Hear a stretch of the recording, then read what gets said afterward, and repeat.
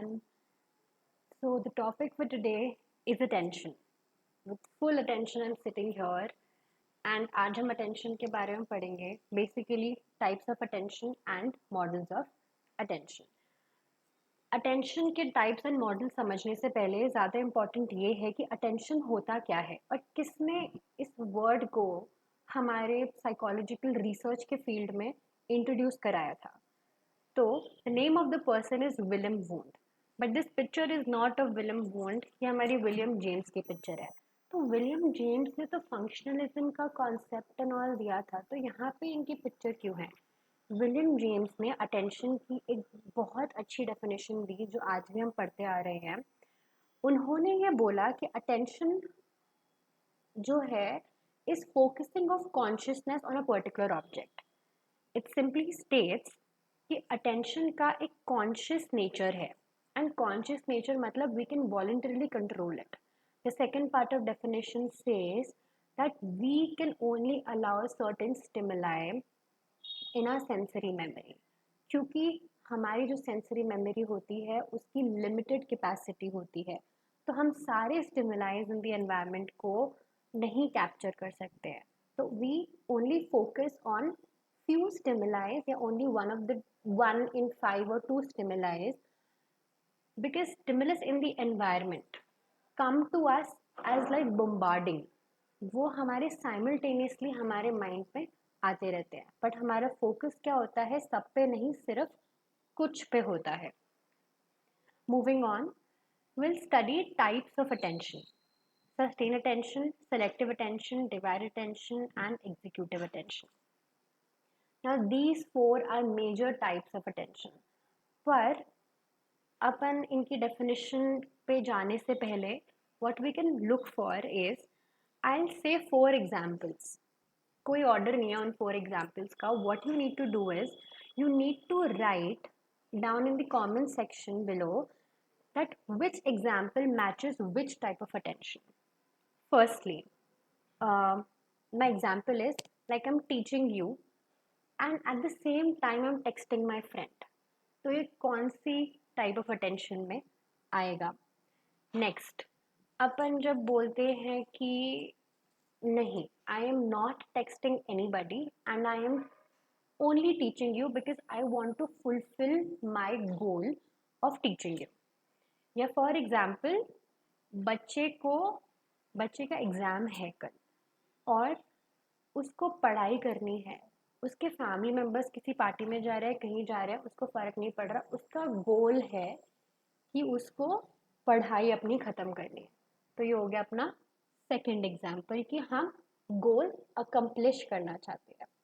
Third example, मैं कोई task कर रही हूँ और मैं उस टास्क पे प्रोलॉन्ग पीरियड ऑफ टाइम के लिए बैठी हुई हूँ. नो मैटर अगर वो मेरे को टास्क बोरिंग लग रहा है या बहुत रेपिटेटिव है वो टास्क, बट मैं स्टिल वो टास्क कर रही हूँ. मेरा कंसंट्रेशन डिक्लाइन होगा, पर मैं काफ़ी देर के लिए वो टास्क करने बैठ जाऊँगी. तो ये हो गया अपना third example.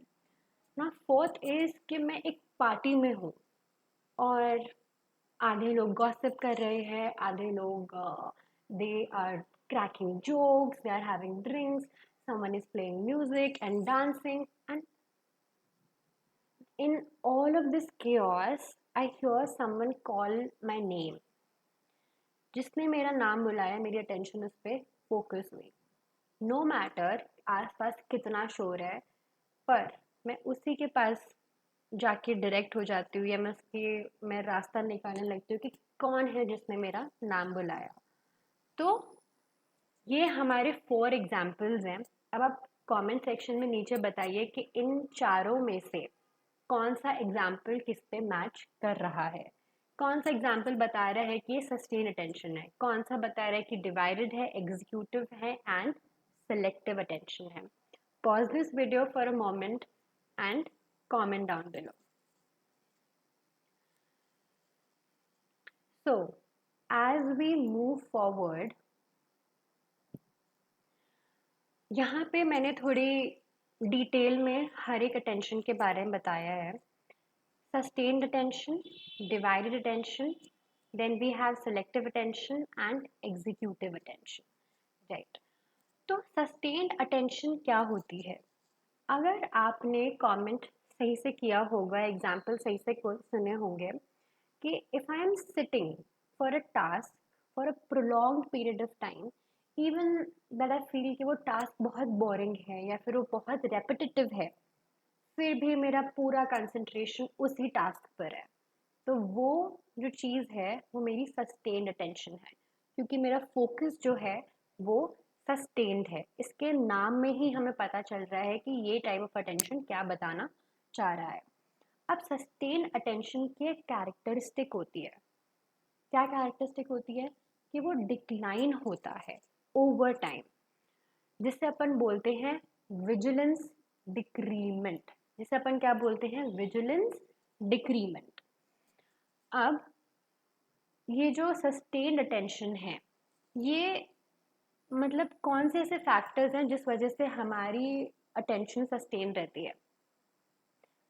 Cognitive factors, motivation factors, emotional factors and arousal factors.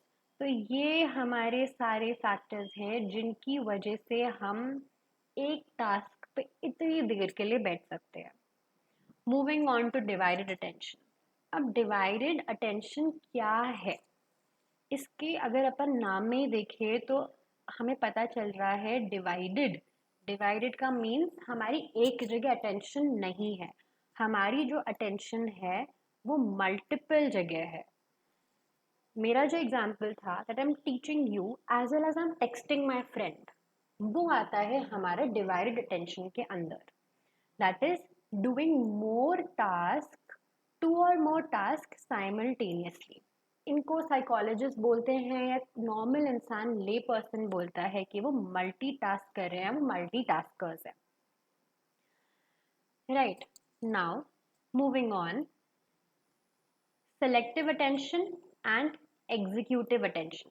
पहले मैं आपको चारों तरह की अटेंशन बता देती हूँ, फिर अगर आपको कंफ्यूजन हो कि ये दो अटेंशन मुझे सेम लग रही है, इन दोनों के बीच का डिफरेंस क्या है, अपन उस पर भी जंप करेंगे।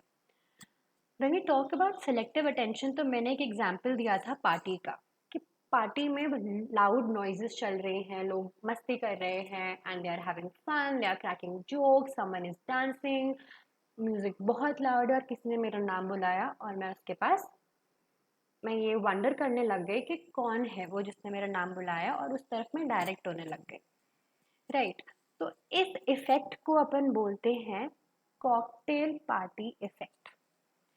सेलेक्टिव अटेंशन को समझने के लिए ये इफेक्ट बहुत ही ज़्यादा ज़रूरी है, क्योंकि सेलेक्टिव अटेंशन का मतलब है कि हमारे को बहुत सारे स्टिमुलाई मिल रहे हैं सेम टाइम पे फ्रॉम द इन्वायरमेंट, बट अपन सारे को इग्नोर कर रहे हैं, जितनी भी डिस्ट्रैक्टिंग इन्फॉर्मेशन है उसको इग्नोर कर रहे हैं और अपन फोकस सिर्फ एक या दो पे कर रहे हैं। राइट, तो ये बताता है हमें कि सिलेक्टिव अटेंशन क्या होती है, और कॉकटेल पार्टी इफेक्ट एक बेस्ट एग्जांपल है बताने का कि सिलेक्टिव अटेंशन क्या होती है। कॉकटेल पार्टी इफेक्ट पे बहुत सारी रिसर्चेज हुई है लैबोरेटरी में। अलग अलग आप रिसर्च पेपर्स खोल के देखोगे तो आपको पता चलेगा कि लोगों ने कॉकटेल पार्टी इफेक्ट को और अटेंशन के कॉन्सेप्ट को कौन कौन से नए कॉग्निटिव फैक्टर्स के साथ एसोसिएट किया है। Now moving on, cocktail party effect क्या है? Cocktail party effect enables us to focus on one conversation while filtering out other conversations. तो in a crowded room, तो ये हमारे को डेफिनेशन पता चल गई कॉकटेल पार्टी इफेक्ट की। राइट, ना अपन जब सेलेक्टिव अटेंशन पढ़ते हैं ना, इट इज़ वेरी ब्रॉड और बहुत सारे एक्सपेरिमेंट्स इस पर कंडक्ट हुए हैं, जैसे डाइकोटिक लिसनिंग एंड शैडोइंग। अब डाइकोटिक लिसनिंग एंड शैडोइंग क्या है बताओ? अगर आपको पता है डाइकोटिक लिसनिंग क्या है, कमेंट सेक्शन में बताइए। इसके वर्ड में ही है डाइकोटिक, मतलब दो जगह से सुनाई देना, एंड शैडोइंग कुछ अपन को पता चले और अपन वैसे ही एक्ट कर रहे हैं, वो होता है शैडोइंग। तो ये एक्सपेरिमेंट ये बता रहा था कि a person sitting in a laboratory and researcher ने क्या करा, उसको उसके दो कानों से अलग अलग चीज़ें बताई, अलग अलग मैसेजेस दिए उसको। मे बी जब अपन एक्सपेरिमेंट ढंग से पढ़ेंगे तो 3 डिजिट नंबर बताया। अब उस इंसान को बोला गया कि तुम्हारे जो राइट या लेफ्ट कान है उसमें से जो तुम्हें बोला गया वो तुम्हें रिपीट करना है। क्या करना है उसको? रिपीट।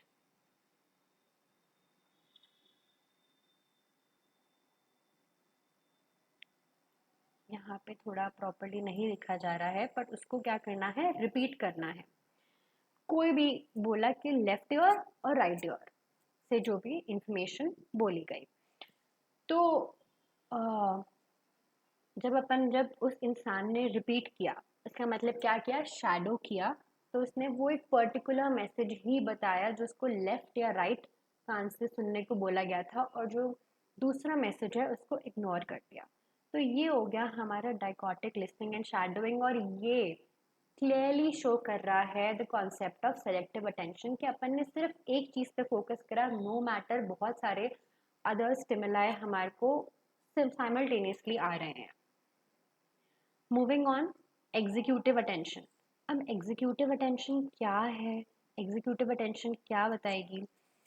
मैंने एक एग्जांपल दिया था कि एक बच्चा जो है उसको, उसका कल एग्ज़ाम है, नो मैटर उसकी फैमिली मेम्बर्स कहाँ जा रहे हैं, कौन से फंक्शन में जा रहे हैं, उसका जो आज का मेन गोल है is to complete his course.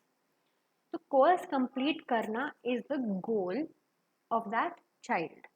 तो उस गोल को अकम्प्लिश करने के लिए जो अटेंशन चाहिए होती है, that is executive attention. We are only motivated to accomplish that goal and ignore other stimuli around the environment. अब एग्जीक्यूटिव अटेंशन तो काफ़ी सिमिलर लग रही है हमारे को सिलेक्टिव अटेंशन से। The main difference between these two is goal accomplishment. Goal accomplishment अपन को दिखने को मिलता है कहाँ पे? एग्जीक्यूटिव अटेंशन में। सेलेक्टिव अटेंशन में कोई गोल अकम्प्लिश नहीं हो रहा है, राइट? ये मेन डिफरेंस है इन दोनों के बीच में। यहाँ पे सिर्फ हम स्टिमुलाई, सेलेक्टिव अटेंशन में अपन सिर्फ स्टिमुलाई की तरफ अट्रैक्ट हो रहा है बिकॉज वो स्टिमुलाई हमें बहुत इंपॉर्टेंट लग रहा है। एक बात ये समझ लो कि अपन वही स्टिमुलाई इन्वायरमेंट से लेते हैं, उसको आगे प्रोसेसिंग में वो जाता है स्टिमुलाई जिनकी फिजिकल कैरेक्टरिस्टिक्स बहुत स्ट्रांग होती है। लाइक फॉर एग्जांपल, किसी ने बहुत तेज चिल्लाया, बहुत सारी आवाज़ें हैं रूम में बट किसी ने बहुत तेज चिल्लाया। अब उसकी एक फिजिकल कैरेक्टरिस्टिक है कि उसकी पिच बहुत हाई है, तो अपना फोकस वहाँ जाएगा। तो जैसी फिजिकल कैरेक्टरिस्टिक्स होंगी और जितना इम्पोर्टेंस वो रखती होगी फिजिकल कैरेक्टरिस्टिक्स हमारे लिए, वहीं हमारी अटेंशन जाएगी। सेलेक्टिव अटेंशन का कॉन्सेप्ट सिर्फ यही बता रहा है, और यहाँ पे गोल अकम्प्लिशमेंट नहीं है। अब आप ये भी बोल सकते हो कि यहाँ पे बच्चा अपना गोल अकम्प्लिश कर रहा है, और जो सस्टेन्ड अटेंशन है यहाँ पे कंसंट्रेशन जो है वो बहुत प्रोलॉन्ग्ड है। यहाँ पे भी कंसंट्रेशन है, वहाँ पे भी कंसंट्रेशन है। तो डिफरेंस क्या हुआ? डिफरेंस हुआ टाइम का।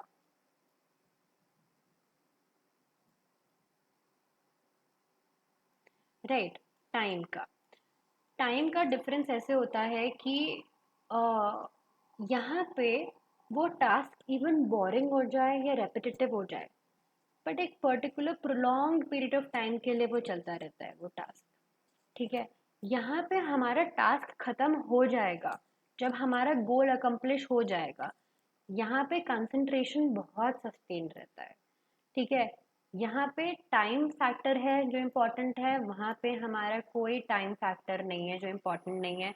यहाँ पे हमारा विजिलेंस डिक्रीमेंट हो रहा है, यहाँ पे हमारा कोई विजिलेंस डिक्रीमेंट नहीं हो रहा। हम उसी हिसाब से काम कर रहे हैं जैसे जिस हिसाब से अपन को हमारा गोल अकम्प्लिश करना है। तो ये हम डिवाइड अटेंशन आपको समझ आ ही गया है। मल्टीटास्किंग, तो ये डिफरेंस है बेसिकली चारों अटेंशन के टाइप्स के बीच में। अब अपन जब बात करते हैं सेलेक्टिव अटेंशन की, तो कुछ मॉडल्स आए हैं इन रिसर्चर्स ने बहुत सारे मॉडल्स दिए हैं सेलेक्टिव अटेंशन को समझाने के लिए, and the most famous model is Broadbent filter model, right. तो ब्रॉडबेंड का फिल्टर मॉडल ये पढ़ने से पहले अपन इस इमेज पे फोकस करते हैं। ये इमेज किसके बारे में है? It is a bottle, we all know that. ये हमारा बॉटल नेक है, ये हमारा बॉटल का सरफेस है, एरिया है, ठीक है। और ये हमारे जो एरोज हैं वो इंडिकेट क्या कर रहे हैं? हमारे सेंसरी इनपुट्स। क्या इंडिकेट कर रहे हैं? हमारे सेंसरी इनपुट्स। पर क्या ये सारे sensory inputs, that is 3 4 5 6 arrows और 6 सेंसरी इनपुट्स क्रॉस कर रहे हैं क्या बॉटल के नेक को? नहीं कर रहे। ओनली वन सेंसरी इनपुट जो है वो क्रॉस कर रहा है बॉटल नेक को। तो ब्रॉडबैंड यही समझाना चाहते थे कि हमारे अ, जो सेंसरी बफर जो है उसकी अनलिमिटेड कैपेसिटी है। यहाँ पे 6 हैं, 10 भी हो सकते हैं और न्यूमरस हो सकते हैं। पर जो पास करेगा सेंसरी स्टिमुलाई उस बॉटल नेक को, जो हमारे प्रोसेसिंग में जाएगा, सेंसरी इंफॉर्मेशन जो आगे जाके प्रोसेस हो गया, जिसको अटेंशन मिलेगा, जो इंफॉर्मेशन जाती है वो प्रोसेस होती है, जिसको अटेंशन, जिस पे अटेंशन डायरेक्ट होता है, फिर आगे जाके प्रोसेस होती है। तो वो सारी नहीं होंगी, वो 10 to 10 नहीं होंगी, वो 10 में से क्या होंगी? सिर्फ एक होगी। तो यही ब्रॉडबैंड का फिल्टर मॉडल समझाना चाहता है। ब्रॉडबैंड के फिल्टर मॉडल को फिल्टर थ्योरी ऑफ अटेंशन भी बोलते हैं। और यहाँ पे सबसे ज़्यादा इम्पोर्टेंट क्या है कि कौन सा इनपुट हमारा सेलेक्ट हुआ, कौन सा सेंसरी इनपुट हमारा सेलेक्ट हुआ, दैट इज जिनकी फिजिकल कैरेक्टरिस्टिक्स स्ट्रॉन्ग है। क्या है? जिनकी physical characteristics strong, such as high pitch हो गई, लाउडनेस हो गया। तो जिनकी फिजिकल कैरेक्टरिस्टिक्स ज़्यादा स्ट्रॉन्ग है वो बॉटल नेक को पास कर जाएगी और उन पे हमारी अटेंशन डायरेक्ट होगी और फिर उसके आगे जाके प्रोसेसिंग चलेगी। क्योंकि हमारी इंफॉर्मेशन प्रोसेसिंग की जो है वो लिमिटेड कैपेसिटी है, जो अपन मेमोरी चैप्टर में पढ़ेंगे जब अपन मेमोरी के बारे में थोड़ा जानेंगे, ठीक है। तो यहाँ पे हमारा सेंसरी बफर स्टोर है, ठीक है, कि हमारे स्टिमुलाई तो आ रहे हैं। ब्रॉडबैंड ने ये बोला मेजरली कि हमारी एक, मान लो सेंसरी जो इनपुट है वो चला गया, पर बाकी के जो सेंसरी इनपुट्स हैं वो नहीं गए, तो उन सेंसरी इनपुट्स का क्या हुआ? वो क्या हो गए? डीके हो गए, वो वैनिश हो गए, उनका कोई प्रोसेसिंग नहीं रहा और उन सेंसरी इनपुट्स का इंसान पे कोई असर नहीं आया।